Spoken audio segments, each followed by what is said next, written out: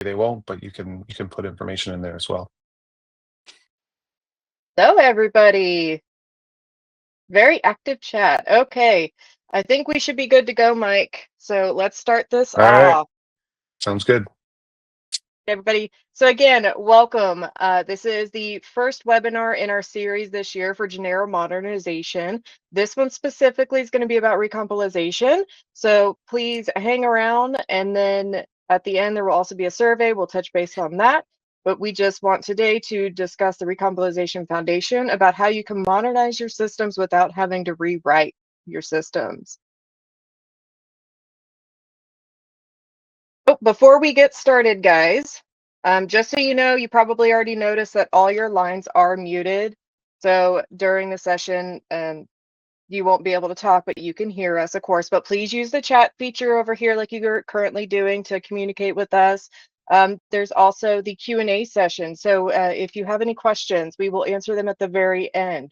This session is also being recorded. So after this session is over, you will receive an email with the recording link to be able to review it at a later time.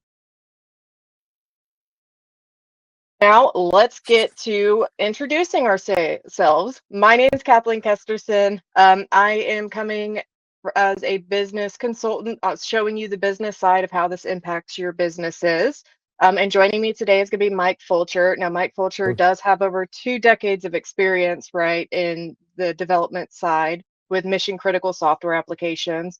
He has gone through modernization initiatives from very small to very large ones from different companies. So he is a very good resource to have. And he will actually be doing most of the webinar here in a minute after we get through some of the introductions.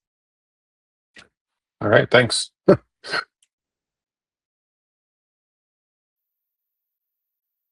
So you might be wondering, Genero Modernization series. So we're going to talk about what the series is and who it is going to be for. So you have 2 different aspects. You have your technical leaders. You also have your business leaders. Now, your technical leaders, if you are evaluating your options, you're trying to find a modernization strategy, or you're a business leader that has a mission critical I4GL and you're looking to reduce your modernization risk, then this series is for you. If you sit in somewhere between either one of these, this session is also for you. So please hang around, and also make sure you come and join us for all of the rest of our series as we go through the year. Speaking of which, so as you can see here, we do have 4 other sessions.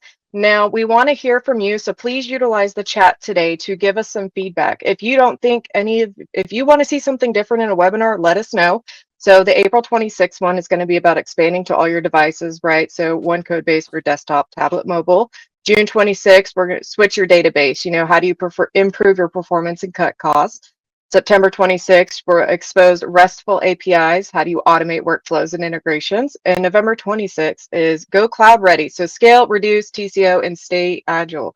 Now, again, if you feel like you want to see something different, please use the chat. We want to hear from you about what your priorities are for this year. Right, Mike? Right. Yeah. This is all subject to change based on feedback we get from you guys. So let us know. All right, now let's start it off. We've got the agenda here. So first, we're going to do a little bit about who 4Js is, and then we will then proceed into the modernization pathway, as well as a drive-by I4GL to responsive. And then, of course, Mike will then go into the demo, and then after the demo, we will then have our Q&R session. So just make sure you stay around for that so you can see what questions are being asked and answered. A little bit about 4Js. So we've been around since 1992. We do have deep experience in mission critical systems, of course, so modernization decisions affect your operation, revenue stability. So this is what really shapes our approach, and we want to be here to help you guys in order to make your systems effective, working every day.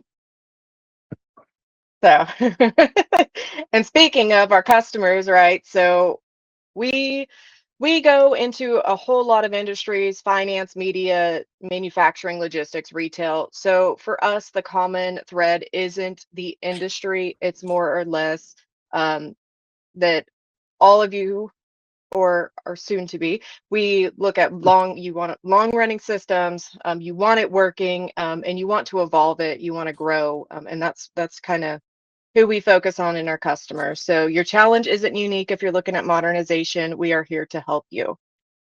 So now let's switch over to Mike. Mike is now going to hop in, show you what matters. So Mike, take it away. All right, thanks, Kathleen. I appreciate it. Yeah, so Genero Enterprise, right? Like Kathleen touched on before, like Informix 4GL and then Genero, which is Genero is really a superset of Informix 4GL, right? So that's why it allows you to modernize your application without having to rewrite it, right? You can take that same code, you can run it in Genero, you can modify it to be graphical, you can have it go to, you can have it be a web application, a mobile application, you can put it in the cloud and containerize it. You can even switch databases, right? And all these systems, right? The systems that are written in Informix 4GL and then the Genero systems, they're really business mission critical applications for the businesses. They're the underpinning, helping run the business. Right, so we're going to talk a little bit about the path to modernization with Genero, right? So if you have an Informix 4GL application out there, you've probably either thought about how can we rewrite this, or you've maybe even tried to rewrite it. There's a lot of risk involved with that, right? These applications tend to be very complex and they tend to be very business specific, right? We're talking about 30 plus years of brain power put into the applications, and then they've really been molded to the businesses that they're helping manage, right? And so trying to take an application like that and rewrite it becomes very complex. They typically, if they are successful, they run way over budget, but in most cases they're not successful, and they waste a lot of time and a lot of money. So you really kind of look at, right, there's three different paths forward when you have an application and you want to modernize it, you're not sure what to do, right? So the first one is the status quo, right?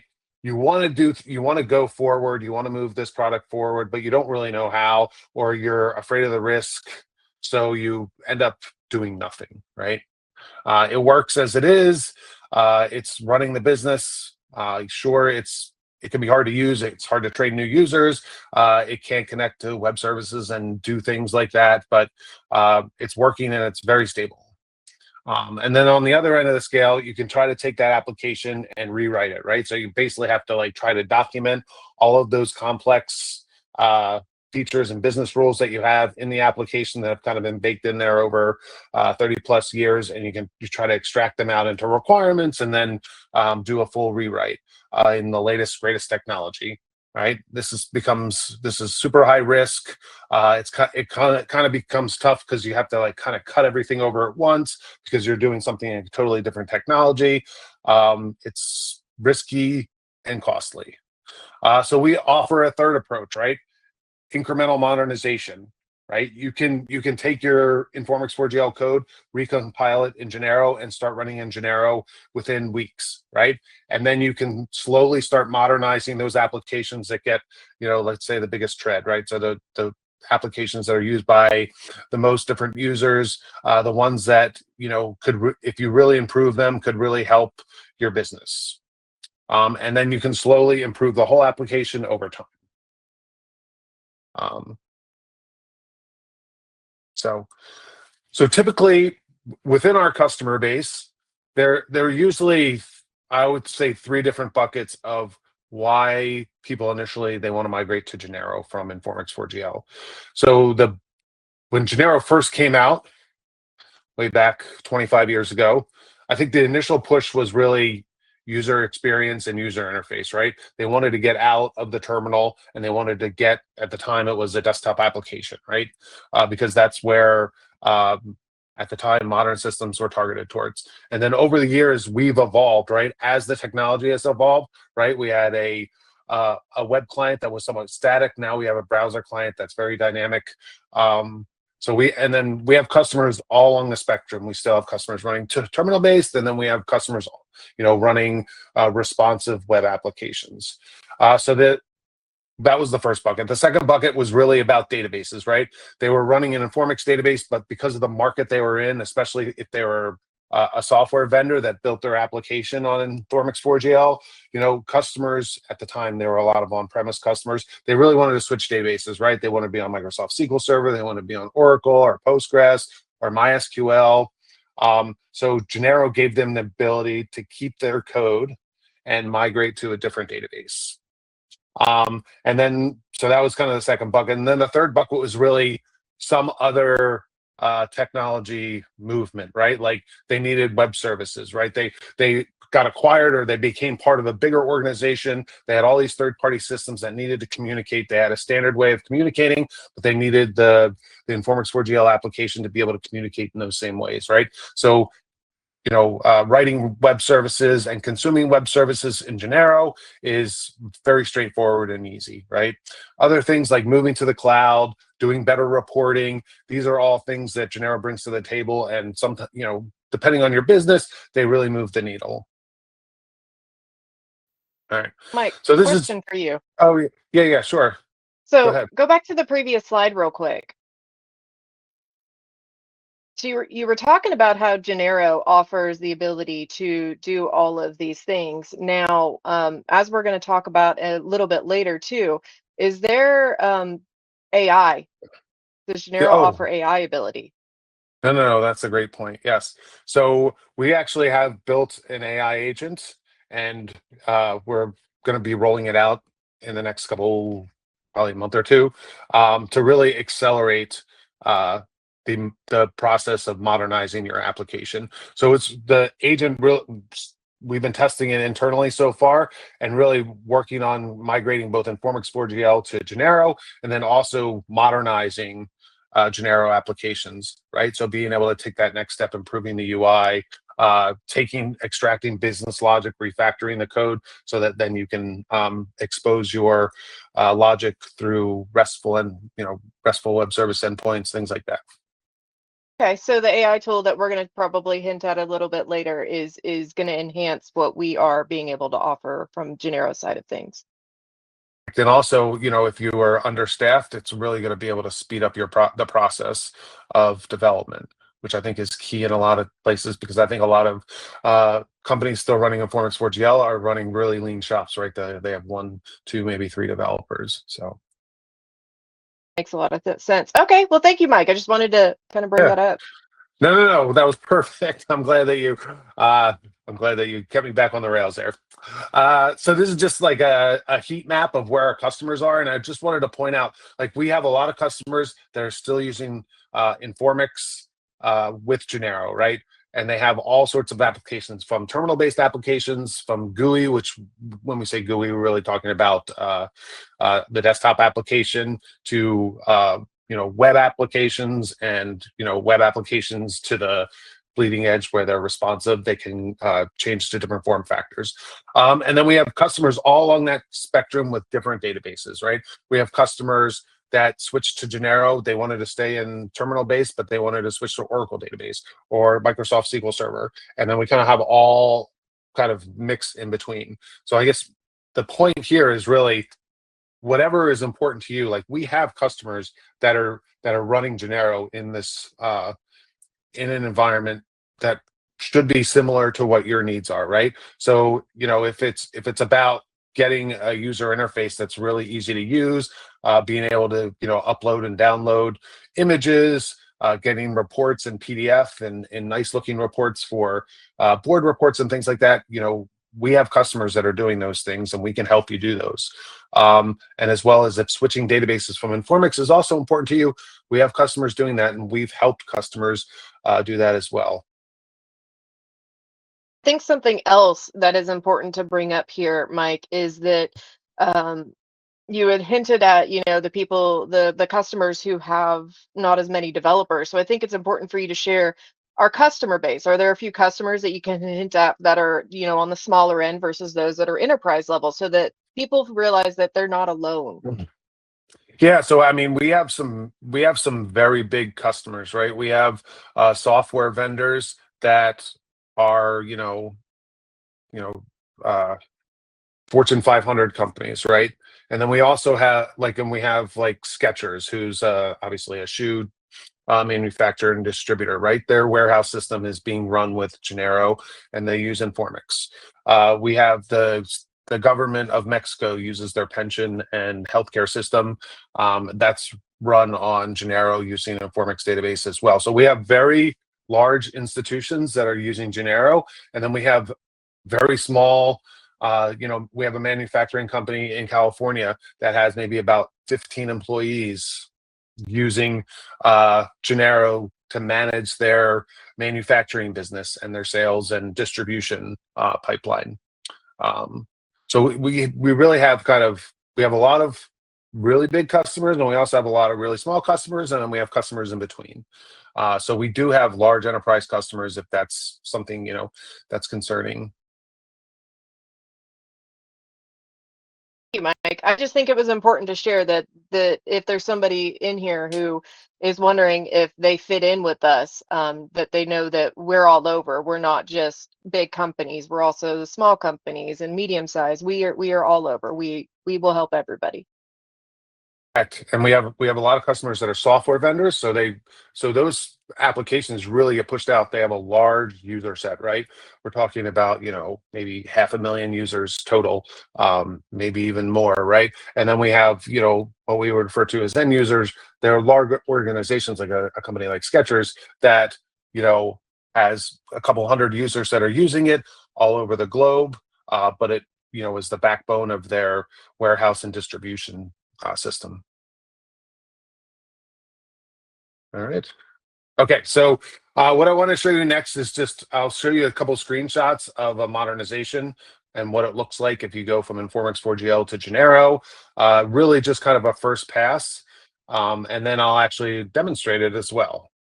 All right, so this is, if you're an Informix 4GL developer, you probably know what this looks like, right? As a typical I'll say CRUD screen, right? Query, add, update, delete records.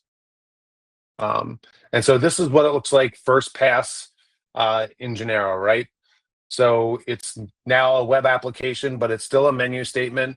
Now the menu options are just appearing as toolbars options instead of the ring menu in the terminal-based system.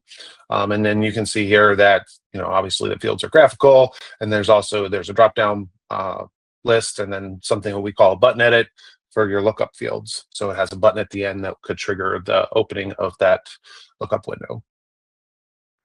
And so this is then the target. So this is what you can do with Genero, and this is what we'll see in the subsequent webinars, right? So this is really like a UI UX optimized form with the same data points. Right. So now we're going to the live demo section. All right. And so, all right.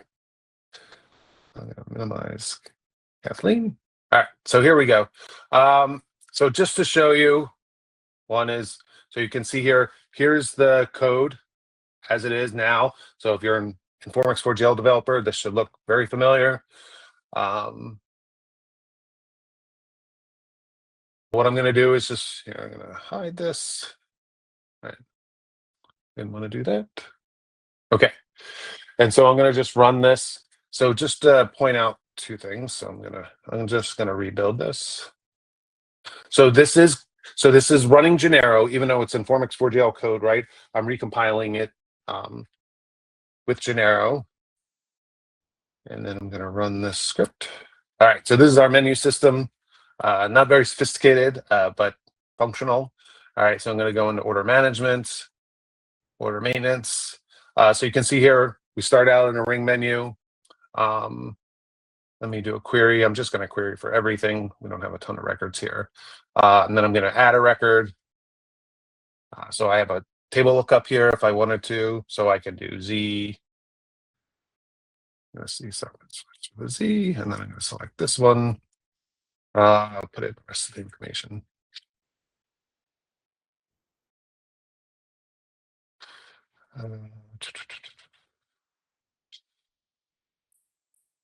And that should be enough.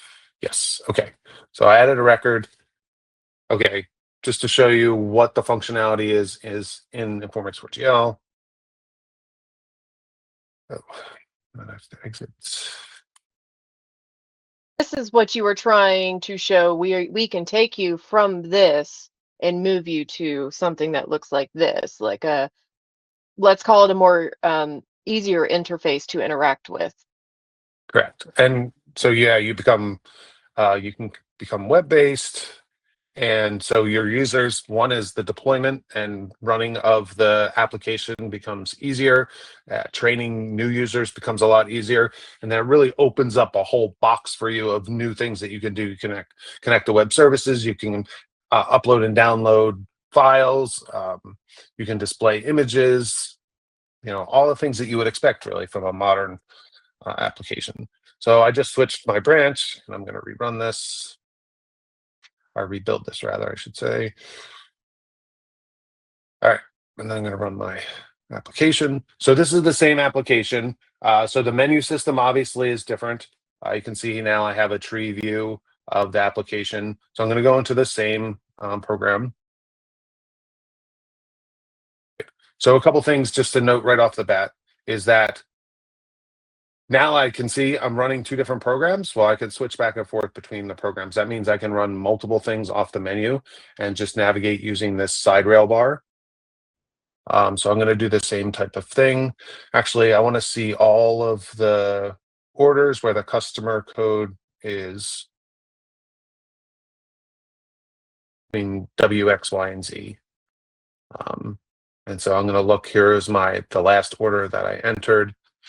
So again, this is the ring menu, just like the ring menu before. So the actual structure of the program really hasn't changed. It's really the focus of this first webinar is really just the decoration around the application, right? Making it look nicer, easier to use, more intuitive for a user to use. So I can add the same way, right? So I had the lookup before, so I can still do Control T, which was my customer lookup, but I can also now use this, use the button edit button to do the same thing. And I'll select this. So this time I'll just enter it in. I'm gonna just put the same dates. I think it's good to repeat that the screen that you're on now, you can continue, and then you didn't do any rewrite, and the rewrite is where the risk is. And so when you got to this, there was no rewrite involved where that risk sits to get here. Correct. It's really, changing the form and the decoration around the application, but the core guts, like all the business logic, is exactly the same, right? The way it's being validated, the way that's controlling the user navigation, that's all the same. And so you can see here, this is based on a database table. So there's methods and functions in Genero to load a combo box from a database table, or you can have static values as well. All right, so I'll just save this. Yes, and so you can see here, very much the same functionality, just looks nicer, it's easier to use, and you can get some of the modern look and feel in the application. So the one last point or a couple last points I want to make is, so I ended up doing almost all of this work myself. And so you can see from my title, so I wear a lot of hats in 4Js. And so I didn't have a lot of time to do all this. So I actually, as part of the AI agent testing, I used the AI agent to do almost all of the work. So I started to become very familiar with prompt engineering and how to instruct AI agent to say, look at this module. I want to change, this, and this, and have it go through and change. And so through that process, I've been able to help our R&D staff to kind of tune the AI agent to be smarter and understand more about Genero. Bring up a good point, because I was going to ask that question, because over here on the right hand side that looks to be our AI agent that you utilize. So you can't use just any AI tool, right? So can you give a little hint about that? Well, yeah. So, I mean, our AI agent has a set of skills that are very Genero specific, right? So it's really kind of the secret sauce that helps the AI agent really go to the next level, and understand what what's special about Genero. So, and these skills, again, we're just in the process of developing this, so they're being tweaked and improved over time. So the goal is that the skills will just keep getting better and better and better. Just so everybody's aware, this is something that's coming in the future months. So it's keep an eye out about it. This is still in the works, still being tested, but we wanted to showcase our tool that we have been working on. Yeah, and it's really, we have a couple targets, but one of the big targets really is being able to, helping with the upgrade process from Informix 4GL to Genero. So, all right, I'm going to go back to the presentation.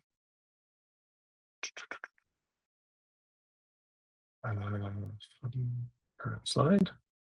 All right. All right. Yeah, so we saw, basically just a recap of what we saw in the demo, right? We didn't touch any of the business logic.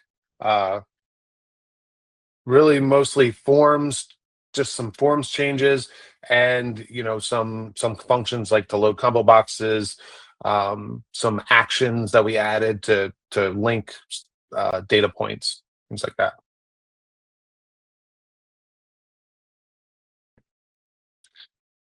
And so our goal, like Kathleen mentioned before, as of right now, our plan is on April 26th to do a next step here. So we took like a first pass, we migrated to Genero, we have it running as a web application. So what's the next step? Really, modifying the user interface and the user experience, right? Typically, most web applications don't have a menu bar in the beginning, and step through each process, very uh, monolithically, right? Usually can do a whole bunch of things in one area. So you can do all that with Genero. It just takes obviously more coding, and really then showing also how you can change the user interface and make it responsive so that it can port to mobile applications as well as the desktop. But again, we want to hear back from you. You let us know, oh no, we want to see web services, or we want to see reporting. We can be flexible. Just, well, we got about 2 months, so let us know sooner rather than later.